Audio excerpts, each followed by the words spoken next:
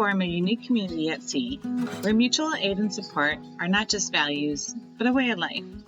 In every voyage, there's a shared understanding that helping fellow cruisers isn't just a choice, but a responsibility. Whether it's lending a hand to disentangle a whale caught in a net, or coming to the aid of a fellow cruiser facing unexpected challenges, the spirit of camaraderie runs deep. In this episode, we witness this ethos in action as cruisers rally together to assist not only one another, but also the delicate life swimming beneath the waves. We are Liz and Rui, sailing on a 1982 Cal 39. Join us each week as we let go of the mussins and believe that anything can happen and anything can be.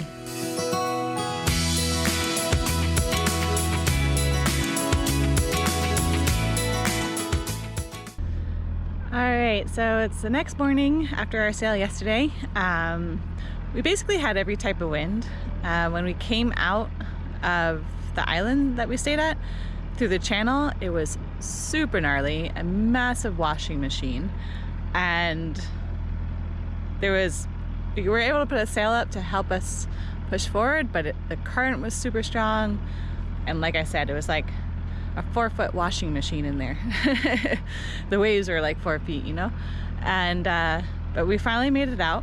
And then there was no wind after that. The wind just kind of died down. And we motored for a little bit, and then the winds did pick back up and we were able to sail for a couple hours, and then they died again. And they picked back up and they died again.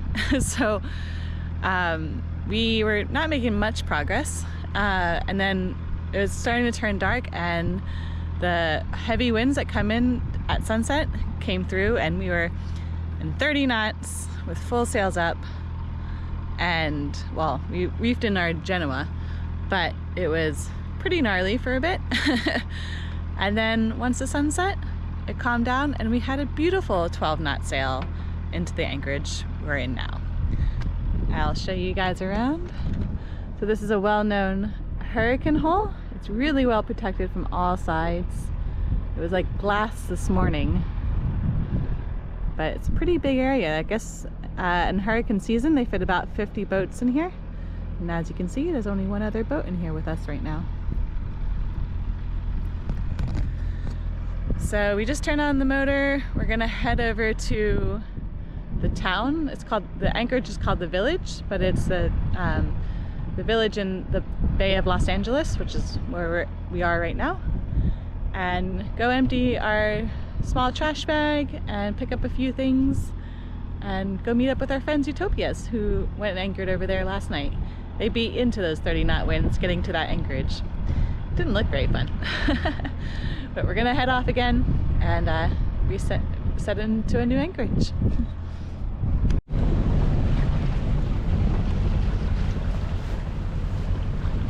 It's a nice light downwind sail to the anchorage. You just have an hour hop over there.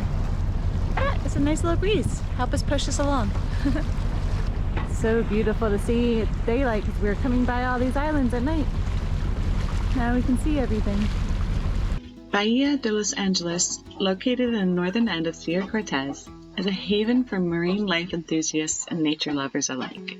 This pristine bay, surrounded by rugged desert landscapes, boasts an incredible diversity of marine species, earning it the nickname the Aquarium of the World by Jacques Cousteau.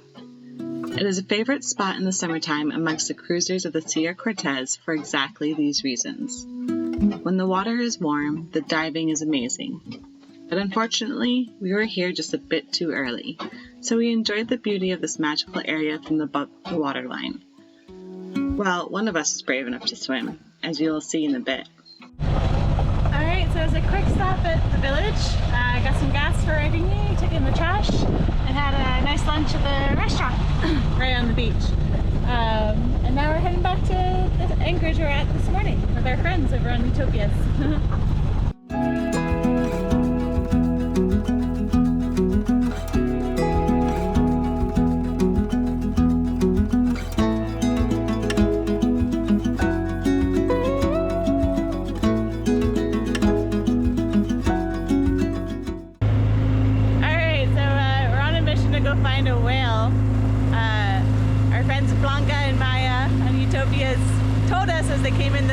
the lagoon we're in, they saw a whale, and I thought they were talking about outside the lagoon, but it's actually inside.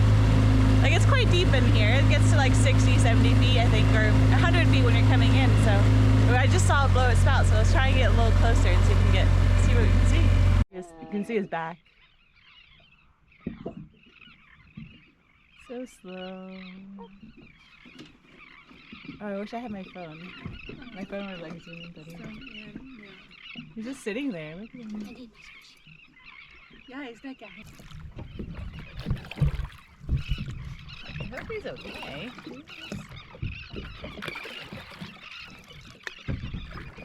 Oh, we're getting really close to this I thing. know, maybe let's just hang out for a second. Yeah, let's just hang out for a second. Which way you're going that way? It says here where they have a fishing net and they fed. Oh, I see. Yep. Oh, now we can go help it. It is a fishing net. Okay, Yep. Here, let me steer. I don't want to get too close. I'm just going to try and go up the side.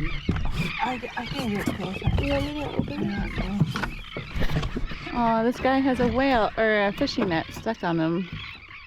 I don't know how close we can get to him though. Fuck, do we should have had a radio. Oh shit.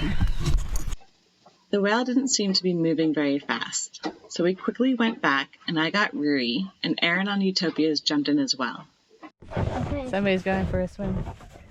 We're gonna see if we can get this line off.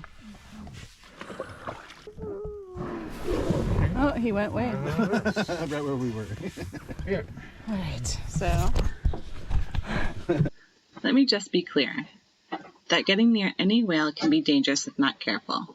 The sheer force behind its movements can easily pose a danger, emphasizing the need for respectful distance and awareness of their powerful capabilities.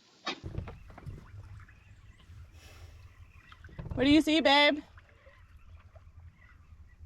Nothing. Can you see rocks or anything in the bottom? Okay.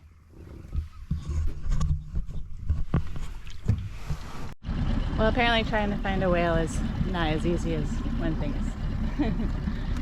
But we think we just saw a big mama as well. If you're whale watching, I know, if you're whale watching. if you want to actually get down with them.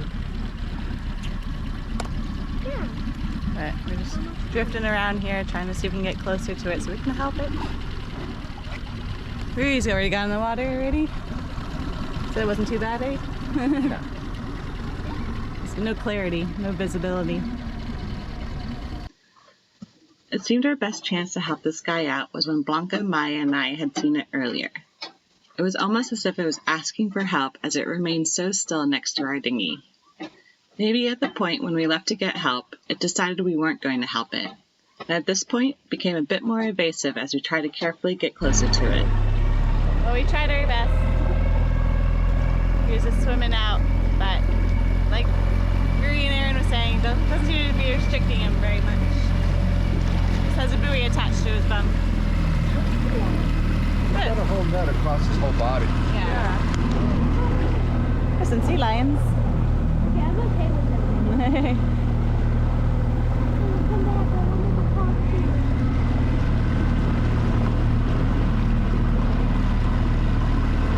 Well, Fred is. I know, right? It's breakfast time. I was hungry. Well, Fred You were made sick. it out. Fred did make it out. Yeah. Maya called him Fred. Yeah. We did swim.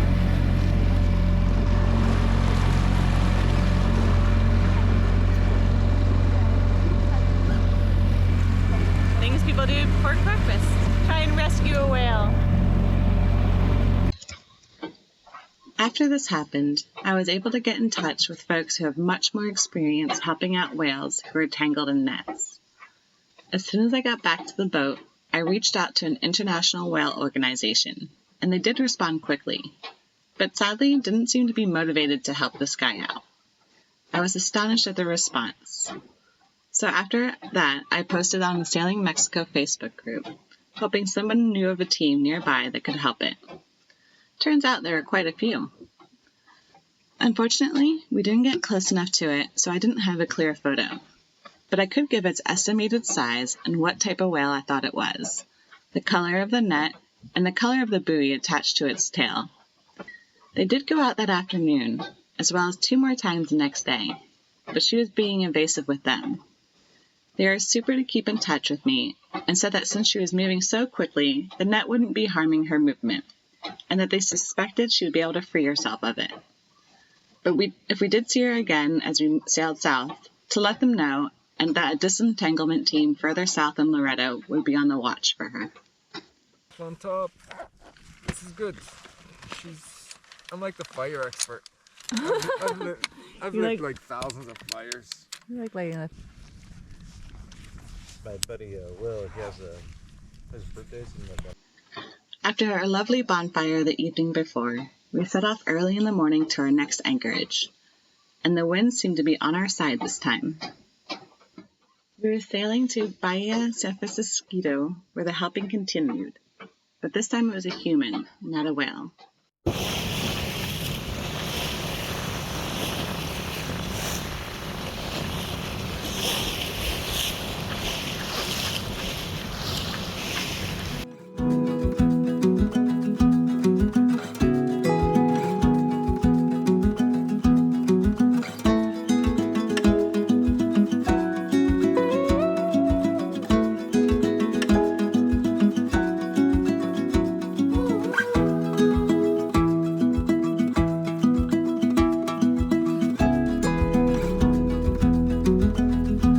Enjoyed a hike just off the beach, which had lots of interesting skeletons laying around. Yeah, that's like crazy looking. Yeah.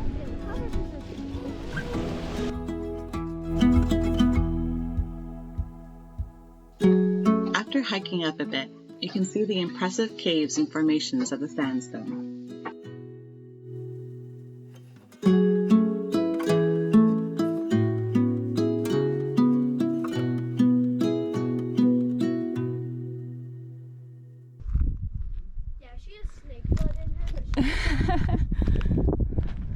That's a pretty cool cave. Whoa, look at this. That's a cave. That's awesome. You want to go in? You can. I'm too small.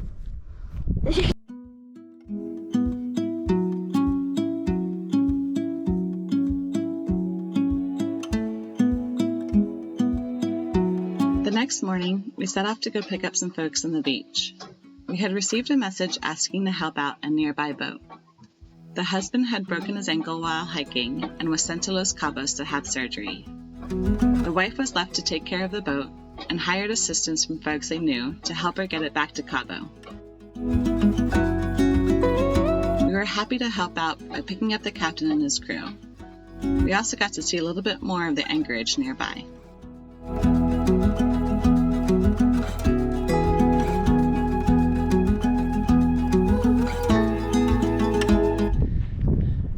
Came over in this little bay. There's actually a boat anchored in here. I think it's a bit too shallow for us.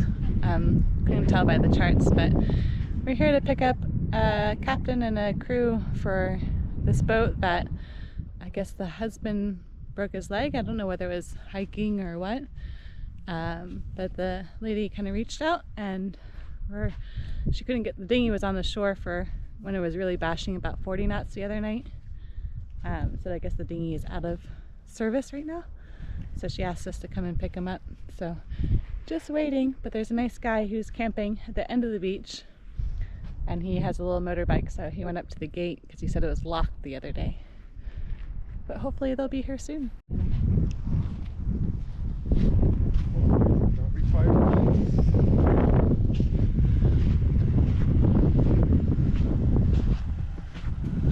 Hola, ¿cómo está?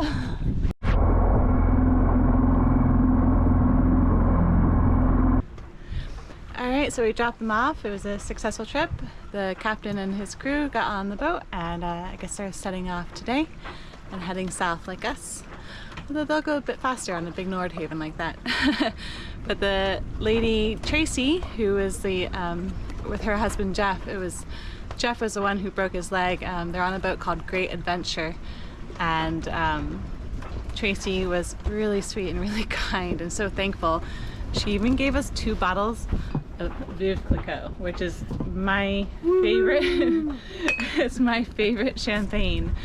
And I mean, we didn't do it with an expectation of receiving anything. We just did it just because they needed help. But that was really sweet of her. She was just so thankful. And Jose, the captain who is helping her out, said that the husband Jeff had his surgery yesterday and it was successful. So I guess they're in Cabo, San Lucas. She says they have a house in Cabo and that we're welcome to stay there if we pass through, which is also very nice of her. But successful, so they're heading down that way, and we'll hopefully arrive successfully. But anyway, so what cruisers do, just help each other out. So it's a good day, good morning. So now we're just gonna wait for a few hours before we head off and head to Santa Rosalia later today.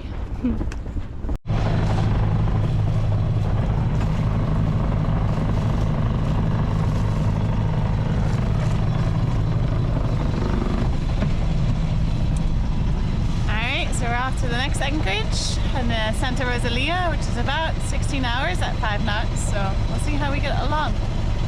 The winds are supposed to come from behind us. It's supposed to be kind of light-ish. We'll see what they do. Hopefully I'll have a good sail. Just motoring on out of the bay right now, and then put up the sail and see how we get along.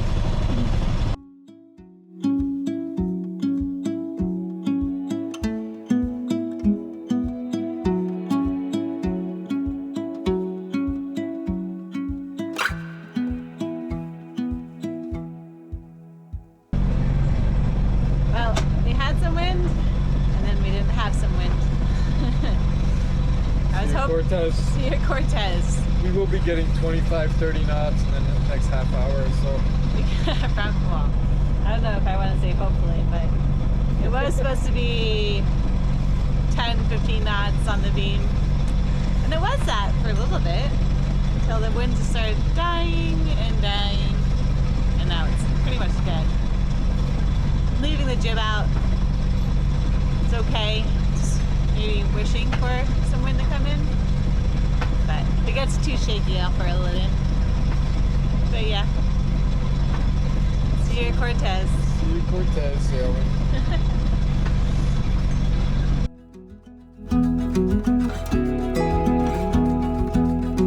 We dropped our anchor in the dawn of a new day, but amidst the excitement of arriving to a new place, we will not forget the lessons learned from our journey.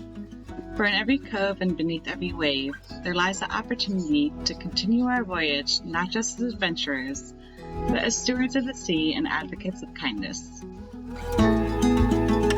So with hearts full and spirits high, we are ready to explore and to continue the legacy of support and solidarity that defines us as cruisers. Until next time, cheers!